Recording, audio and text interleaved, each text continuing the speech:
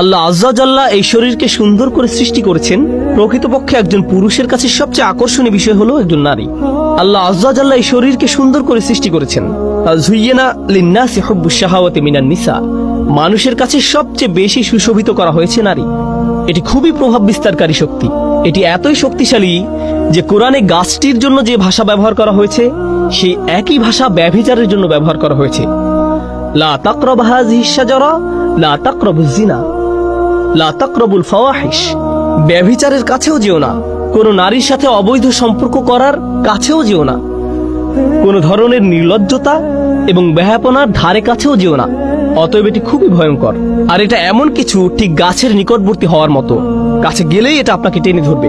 ভেবেছিলেন এটা তো শুধু দৃষ্টি বিনিময়, তাকে দেখে পছন্দ হয়ে গিয়েছিল, এরপর আবার তাকালেন, সে মুচকি হাসি দিল, আপনিও হাসলেন। এখান থেকে ধীরে ধীরে একটা চক্রের মধ্যে আটকে গেলেন। এরপর সবকিছু সীমার বাহিরে চলে গেল। কিছু বুঝে ওঠার আগেই এমন কিছুতে আটকে গেলেন, বুঝতেও পারছেন না কিভাবে বের হবেন। সুতরাং কাছে না যাওয়ার উপদেশটি উত্তম একটি উপদেশ, কারণ আপনি জানেন না কোথায় থামতে হবে। কিছু দূর অগ্রসর হওয়ার পর আর থামতে পারেন না। তো আল্লাহ আজ্জা জাল্লা বর্ণনা করেন, যখন মানুষ আল্লাহর অনুমোদিত পথের বাহিরে গিয়ে একে অন্যের নিকট লজ্জাস্থান প্রকাশ করে দেয়, এটাই তখন চূড়ান্ত কদর্যতা, এটাই তখন মানুষের চূড়ান্ত কুৎসিত রূপ। পুরুষ এবং নারীর সুন্দর একটি ভালোবাসার সম্পর্ক থাকার কথা।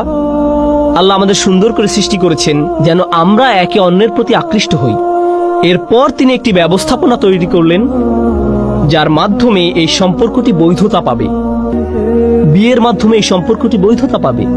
মানুষ যখন বিপরীত লিঙ্গের প্রতি আকর্ষণের কারণে এই সম্পর্কটি স্থাপন করতে চায়, কিন্তু এমন পন্থায় যা আল্লাহর নিকট অনুমোদিত নয়, তখন সে একই সম্পর্কটি যা সৌন্দর্যের কারণে তৈরি হয়েছিল, আকর্ষণের কারণে তৈরি হয়েছিল, সেই একই সম্পর্কটি তখন কুৎসিত রূপ ধারণ করে। আর এটা শুধু শারীরিক কদর্যতা নয়।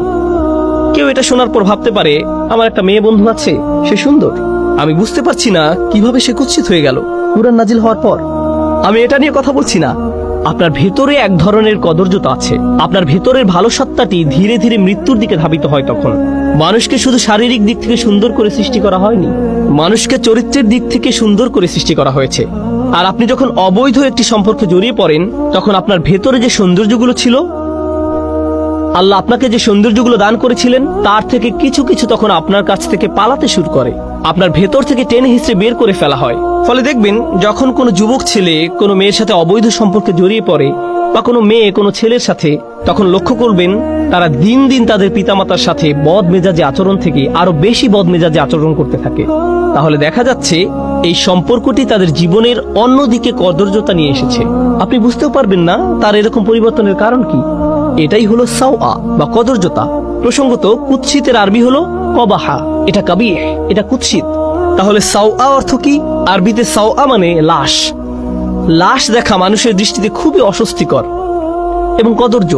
এর দুর্গন্ধ, আকৃতি, গলে পচে যাওয়া মাংস, চামড়া, এর সর্বোচ্চ পোকামাকড়, এর সবকিছুই আমাদের চিন্তায় খুবই অসহ্য। এই চিত্রটি আল্লাহ আজ্জা জাল্লা তুলে ধরেছেন। অন্য কথায়, আপনার শরীর জীবনী শক্তিতে পরিপূর্ণ, কিন্তু আপনার আত্মার মৃত্যু ঘটেছে।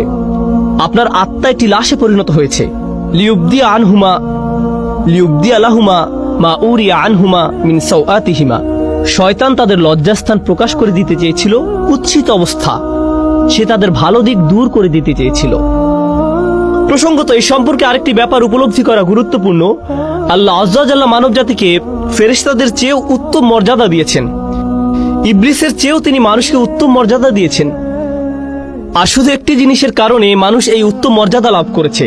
ওয়ানাফাখতু ফীহি মির রূহি ফাকাউ লাহু সাজিদিন। আল্লাহ যখন মানুষের ভেতরে রূহ ফুঁকে দিলেন, শরীরকে সুন্দর করে সৃষ্টি করা হয়েছে, কিন্তু যে রূহ আল্লাহ মানুষের ভেতরে ফুঁকে দিয়েছেন, যে আত্মা আল্লাহ আপনার ভেতরে ফুঁকে দিয়েছেন, যে ভালো গুণগুলো তিনি আপনাকে দিয়েছেন, সেটাই আপনাকে বেশি সৌন্দর্যমণ্ডিত করেছে আল্লাহর যে কোনো সৃষ্টির চেয়ে। সেটাই আপনাকে অন্যদের থেকে পৃথক করেছে। শয়তান তা জানে, আর তাই সে মানুষের শারীরিক সৌন্দর্যকে কাজে লাগিয়ে তাদের আত্মিক সৌন্দর্যকে কুৎসিত করতে চাইবে। এটাই তার লক্ষ্য। এখন এটা বলার পর সে কিভাবে আমাদের পিতামাতাকে রাজি করালো, এটা লম্বা একটা ঘটনা। আমি তার একটি সংক্ষিপ্ত রূপ আপনাদের সামনে উপস্থাপন করছি। সংক্ষিপ্ত ভাষণটি হলো, সে আদম এবং হাওয়া আলাইহিস সালামকে বলেছিল, শোনো, তোমাদের সৃষ্টি করা হয়েছে পৃথিবীর জন্য।